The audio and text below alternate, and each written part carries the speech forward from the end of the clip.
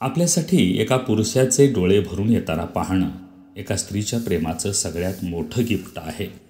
दूध, दही, लोणी, तूप सगळे एकाच वंशाचे आहेत, तरी किंमत सर्वांची वेगवेगळी.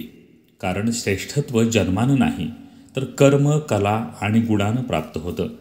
खडतर परिस्थिती ही त्याग आणि कष्टाच्या भोगातून शहाणपण आणि जबाबदारी शिकवून जाते.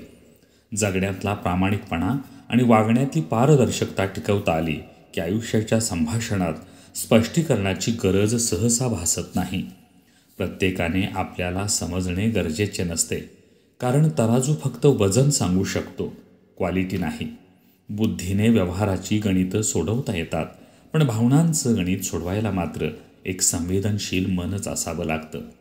कुणा वाचून कोणाचं काही अडत नाही हे जरी खरं असलं तरीही कोण कधी उपयोगी पडेल हे सांगताही येत नाही.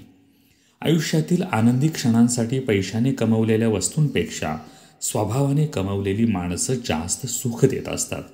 जाणीव शब्द खूप छोटा आहे, पण याचा अर्थ मात्र खूप मोठा आहे.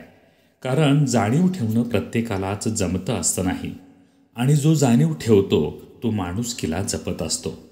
बोलण्यासारखं बरंचसं काही असताना देखील स्मित हास्य करून वेळेवर विषय हाताळणं यालाच कदाचित अनुभव म्हणतात. जबाबदारी आणि ओझं यातला फरक ज्याला कळतो ते आयुष्याविषयी कमी तक्रारी करतात. मेहनतीच्या वाटेवर चालताना समाधानाच्या पावलांचे ठसे आपोआप उमटत जातात. कोणाकडे काय आहे, कोणाकडे काय नाही, यापेक्षा आपल्याकडं जे आहे त्यात समाधानी राहणं खरं आयुष्य.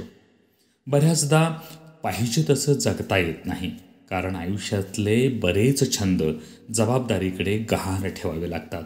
सत्य हे नेहमी शांत असतं, कारण त्याला माहीत असतं काही गोष्टींची उत्तरं वेळ आल्यावर द्यायची असतात.